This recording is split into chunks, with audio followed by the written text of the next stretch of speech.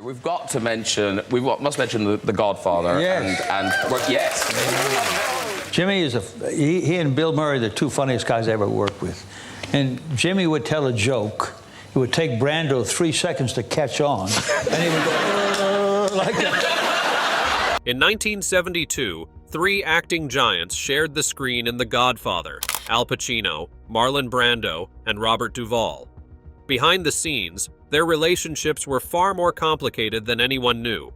Now Duvall is exposing everything: how Brando humiliated young actors until they broke, how he destroyed scenes when spotlight shifted away, and how he demanded others wear his script taped to their bodies because he refused to memorize lines. The disturbing behavior that Hollywood covered up will change how you see cinema's greatest icon forever. Robert Duvall was born on January 5, 1931, in San Diego, California. His family had deep ties to both the military and the arts. His mother, Mildred Virginia Hart, was an amateur actress and a descendant of Confederate General Robert E. Lee. That Southern connection stayed with Duvall for life and later played a big role when he portrayed Lee in Gods and Generals. His father, William Howard Duvall, was a high-ranking Navy man who became a captain at just 39. Because of his father's career, the family moved often.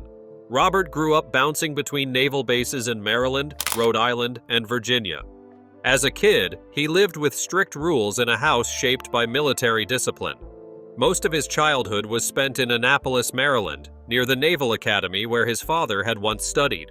His dad hoped Robert would join the Navy too, but Robert didn't shine in school. In his own words, he was terrible at everything but acting. It was at Severn School, and later the Principia in Missouri, where he started to fall in love with performing. That passion led him to Principia College in Illinois, where he studied drama and graduated in 1953. After college, he didn't follow the Navy path like his father wanted. Instead, he joined the Army. He served from August 1953 to August 1954, just after the Korean War ended. He was stationed at Camp Gordon in Georgia, and his service wasn't anything fancy. He left as a private first class and often joked about how unremarkable his military career was. He liked to tell people he barely qualified with a rifle. But while he was there, something important happened. He acted in a local play called Room Service. That experience lit a fire in him. When he left the Army, he headed straight to New York City and enrolled at the neighborhood Playhouse School of Theater. There, under the guidance of Sanford Meisner, he honed his craft. He studied alongside actors who would later become stars: Dustin Hoffman, Gene Hackman, and others. At the Playhouse, Duvall trained under Sanford Meisner, one of the most respected teachers in the business. Meisner didn't care about fame or flash. He taught actors to be real, to live truthfully in every scene. Duvall took it seriously. He threw himself into plays like Camino Real and The Midnight Caller, slowly learning how to dig into a role.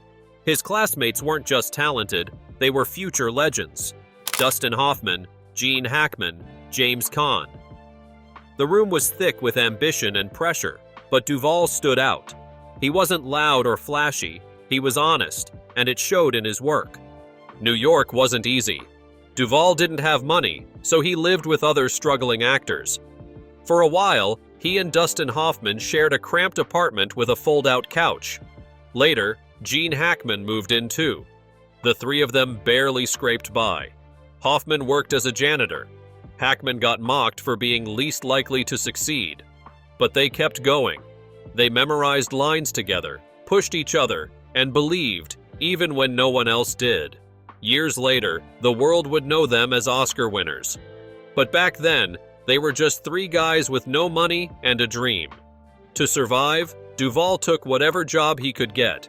He sorted mail at the post office, clerked at Macy's, and drove delivery trucks. These weren't glamorous jobs, but they helped pay rent and buy food. More than that, they gave him something that acting classes couldn't: real-life experience. Duvall met people from every walk of life, and he watched how they talked, how they moved, how they carried their struggles. Later, when he played broken men, quiet heroes, or stubborn fathers, you could see it came from somewhere real. He didn't just stay in class, he got on stage. Off-Broadway was where unknown actors made their mark, and that's where Duvall started turning heads. In The Midnight Caller, he played a distant, drunk character named Harvey Weems. He didn't try to be likable, he just made the role human. That performance stuck with Horton Foote, the playwright, who became a huge supporter of Duvall's career. It was Foote who later recommended him for To Kill a Mockingbird, where Duvall would quietly steal scenes as Boo Radley in his first movie role. Theater became his training ground. He stepped into roles like Eddie Carbone in Arthur Miller's A View from the Bridge and earned an Obie Award in 1965 for it. When Robert Duvall stepped into the role of Boo Radley in To Kill a Mockingbird, 1962, nobody expected a man with no lines and barely any screen time to steal the hearts of millions. But that's exactly what happened. His performance, completely silent, became one of the most haunting and unforgettable in film history. This was Duvall's big screen debut, and he didn't waste it. He was chosen to play the quiet, mysterious neighbor who hides in the shadows but ends up saving the day. Horton Foote, the screenwriter, had seen Duvall in a stage play called The Midnight Caller and was so impressed that he pushed for him to get the part. Even Harper Lee, the author of the novel, loved the idea. She sent a telegram with just 2 words. "Hey Boo." That was all it took. Duvall took the role seriously. He didn't just act, he transformed. To look like someone who hadn't seen the sun in years, he literally avoided sunlight for 6 weeks before shooting. He dyed his hair blonde to match Boo's fragile, hidden life. He didn't speak a single word, but his presence said everything. In that one powerful moment when Scout looks up and softly says, "Hey Boo," you can feel the years of loneliness and kindness in his eyes. It was gentle, it was heartbreaking, and it was perfect. What's wild is that Duvall actually had one line in the original script, but during editing, they cut it out. And somehow, that made it even better. With just his expressions and body language, he turned Boo into the soul of the story, a symbol of innocence crushed by cruelty. He didn't need words to be unforgettable. In 1972, Robert Duvall didn't play Tom Hagen like a typical mob character. In The Godfather and The Godfather Part 2, Duvall turned Hagen into something rare. He wasn't Italian, he wasn't violent, and he wasn't born into the Corleone family. But he was loyal, smart, and always thinking 3 steps ahead. That's why Vito Corleone trusted him. That's why Michael relied on him. And that's why Duvall earned his first Oscar nomination in 1972.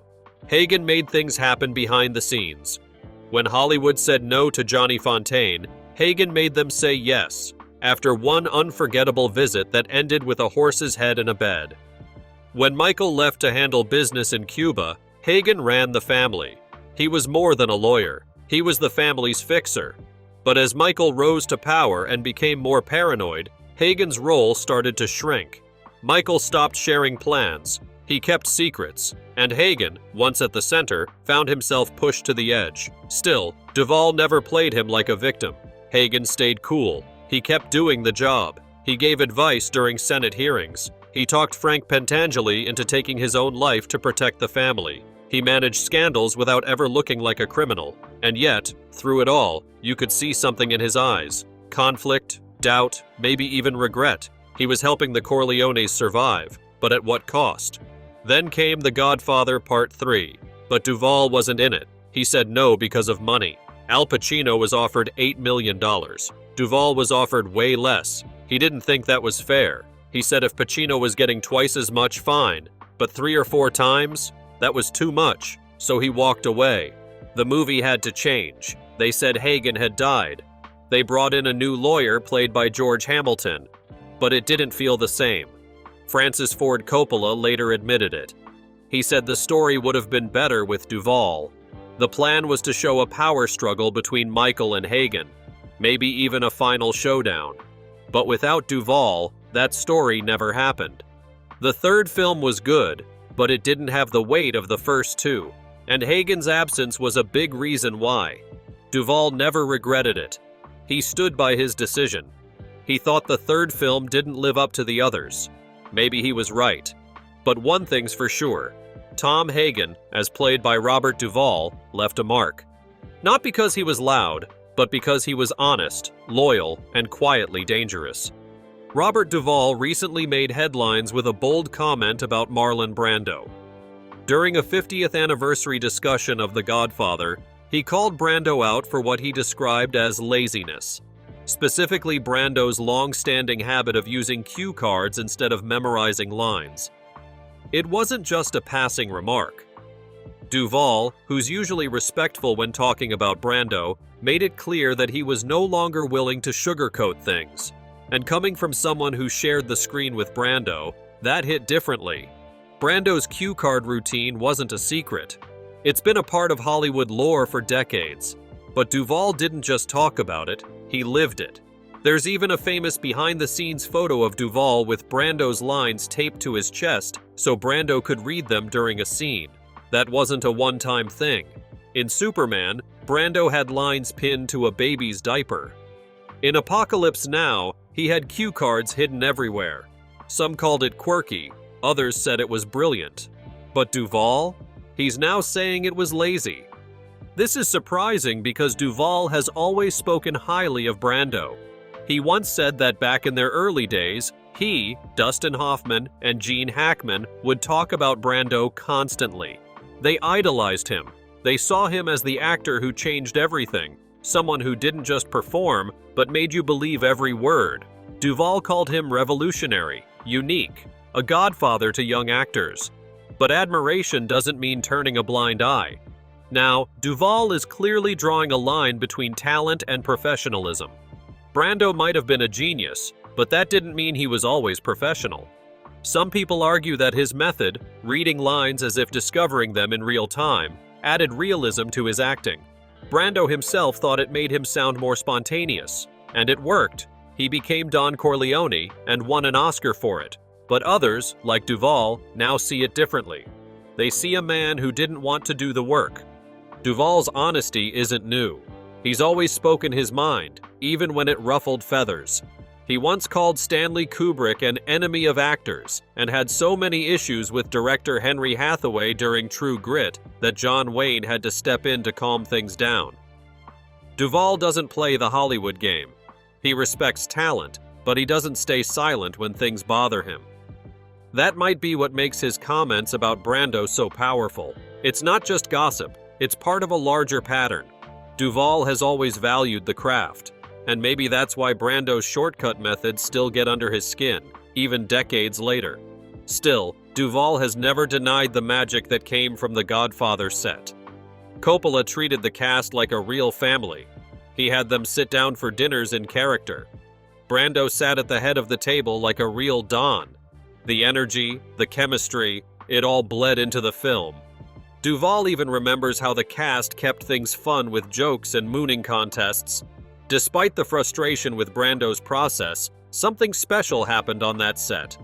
Apart from that, Robert Duvall didn't just act, he disappeared into his roles.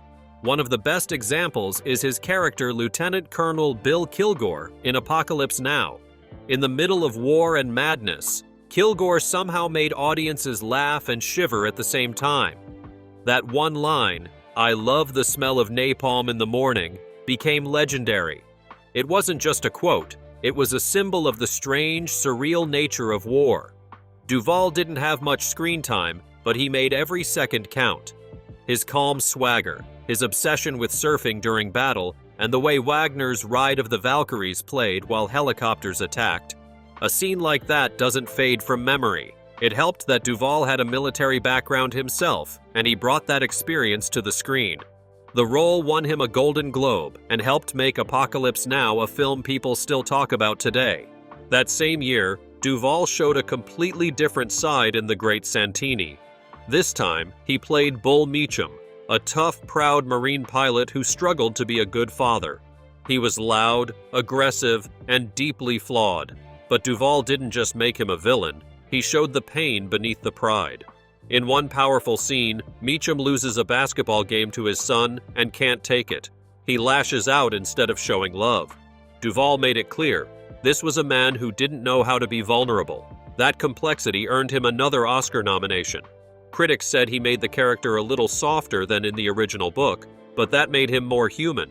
Through Meacham, Duvall showed how strength can become weakness, and how hard it is for some men to show love without anger. The movie didn't just tell a story, it hit something real.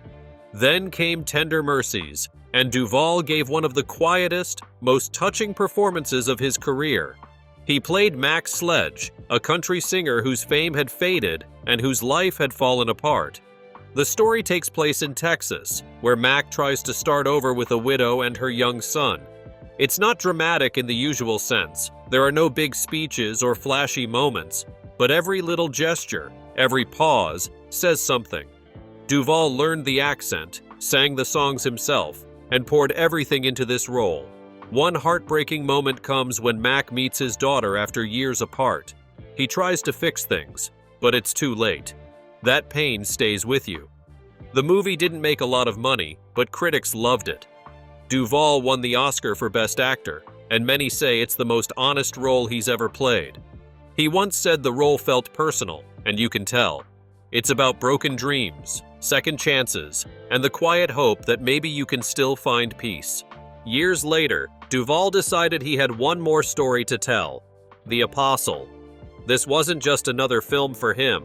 He wrote it, directed it, produced it, and starred in it. It was his project from start to finish. He played Sonny Dewey, a preacher with fire in his soul and darkness in his heart.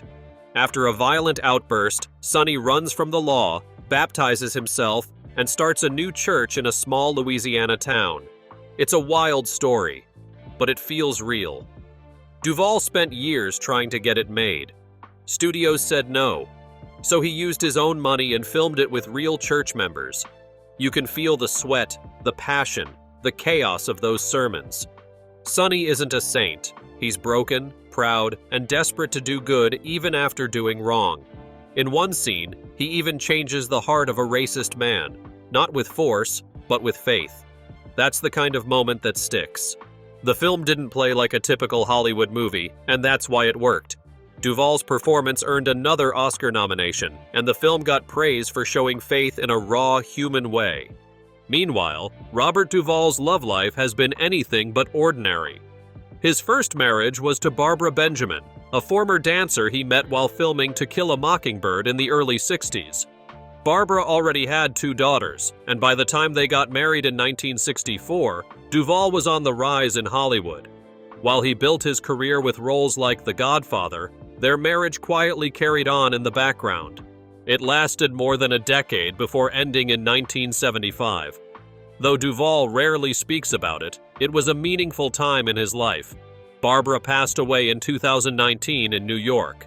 Years later, in 1982, he married again, this time to actress Gail Youngs. She came from a showbiz family, and they even worked together in Tender Mercies, where Duvall won an Oscar. Despite their connection, the marriage didn't last long. 4 years in, they divorced. Duvall had once said he'd never marry an actress, but made an exception for Gail. Maybe that exception didn't work out the way he hoped. In 1991, he gave marriage another try with Sharon Brophy, a professional dancer. They shared a love for tango, and she even became his teacher at one point.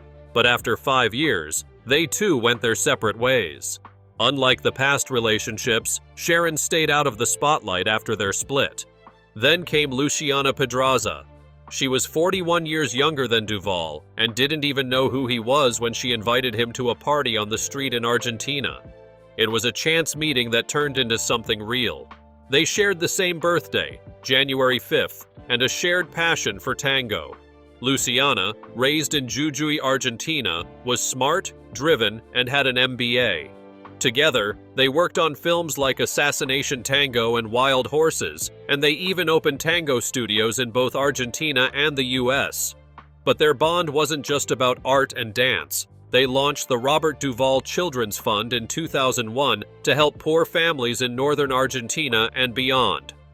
It's a quieter part of Duvall's life, but one filled with meaning and impact. Despite 4 marriages, Duvall never had children. He joked once in 2007 about shooting blanks, but didn't go into detail. It's clear he tried, but for reasons he's kept private, parenthood didn't happen. Still, he never seemed bitter about it. Instead of building a traditional family, he built a life full of art, love, and purpose. Long before the fame and marriages, Duvall lived in a New York apartment with two other hungry actors, Gene Hackman and Dustin Hoffman. They were broke, wild, and full of ambition. Fights in bars weren't unusual. Hackman would say, "I gotta go to a bar and get into a fight," and sometimes Duvall would tag along. Hoffman, more of the peacemaker, once told a story about Duvall walking in on him mid-shower with a girlfriend, stripping down, and joining them just to introduce himself. It was chaotic, but there was respect. Hoffman even called Duvall the new Brando because of his raw talent and fire. Years later, that fire was still burning when Duvall was 71 and filming Open Range. He fell off a horse and broke several ribs. Most actors would have quit, but Duvall wasn't most actors.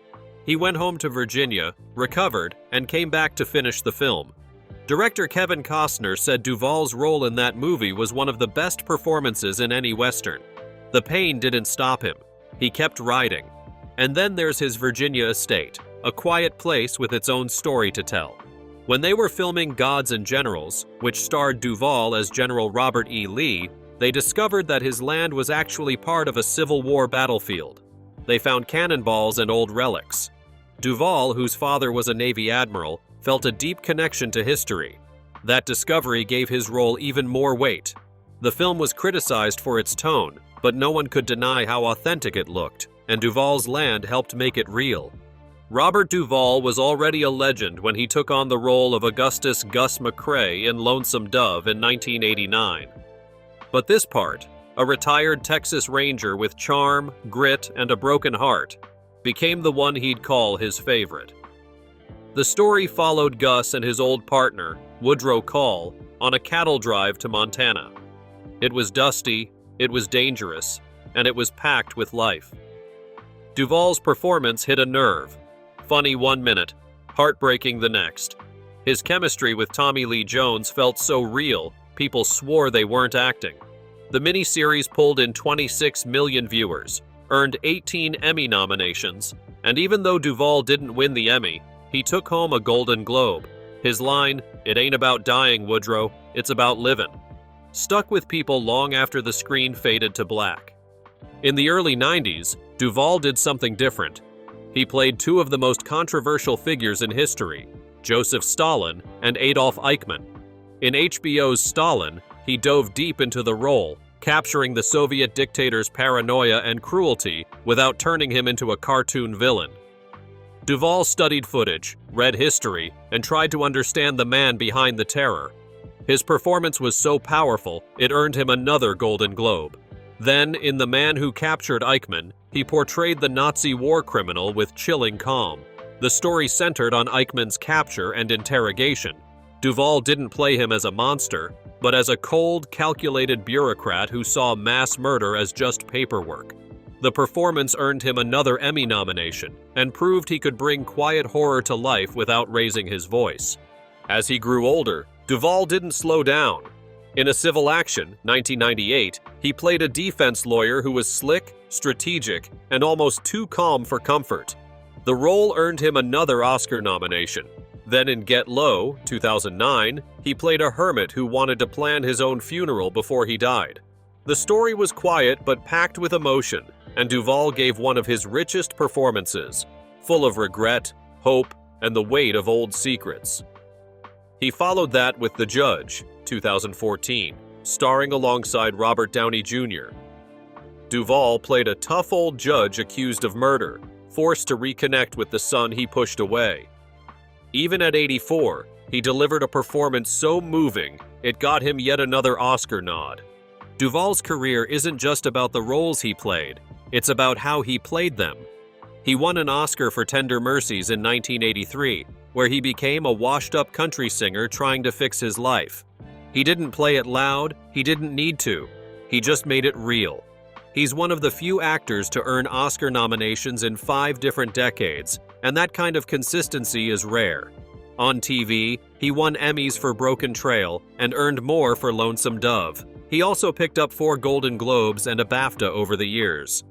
But awards were never the point. What mattered to Duvall was truth. He avoided flashy parts, skipped over shallow scripts, and chased characters that felt human. Whether it was a mob consigliere in The Godfather, a crazed colonel in Apocalypse Now, or a silent man with a stormy past in Get Low, Duvall brought the same thing every time: honesty. His legacy isn't just about fame, it's about craft, about doing the work, about making sure that every line, every look, every silence meant something.